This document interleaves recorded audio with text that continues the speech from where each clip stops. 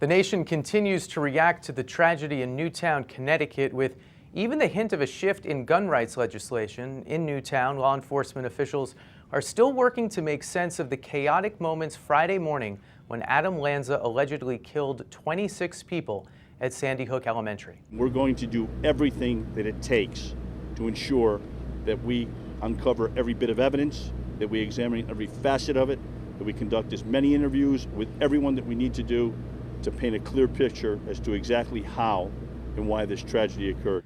Lawmakers returned to Washington today with uncertain plans, but increasingly strong language as the gun control debate appeared to shift. In the coming days and weeks, we'll engage in a meaningful conversation and thoughtful debate about how to change laws and culture that allow this violence to continue to grow. And every idea should be on the table as we discuss how best to do just that.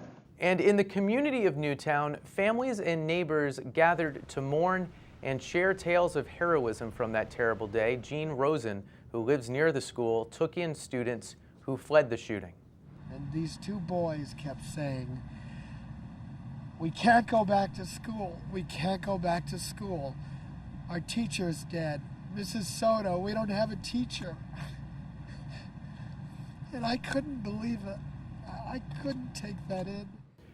Post photographer Jahi Chikwendiu joins us now. He's been in Newtown and spent the day at 6-year-old Jack Pinto's funeral. Pinto was singled out yesterday by the New York Giants' Victor Cruz, who wrote his name on his sneakers. So it's a name, Jahi, that some of us were familiar with. And what did you see when you were at the service today? What I saw was, I guess, people filing into the service. Nobody was allowed inside the service, so all I could see was people walking to the service. Needless to say, it's been a very somber weekend. So there were plenty of hugs, tears, comforting of one another. And we're looking at some of your images as we speak. Have there been visual themes or things you've seen over the last couple days that seem to define this tragedy and the way people are responding to it?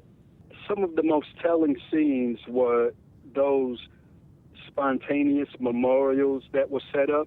Over the course of a few days, I watched as these memorials grew from a few candles and teddy bears, from being under a tree to the edges of sidewalks.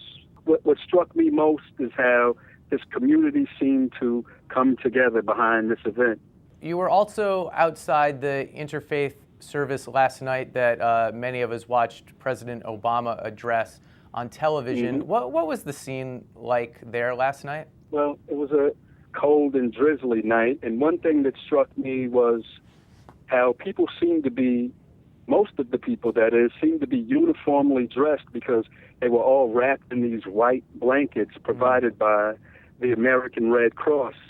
One lady I spoke with said that this event has made me love this community 1,000-fold more because of how it brought people together to help process what so tragically happened. Jahi, your images have helped us understand the tragedy. It's nice to hear your voice explaining some of what you've seen. Thanks for joining us this evening. Thanks a lot.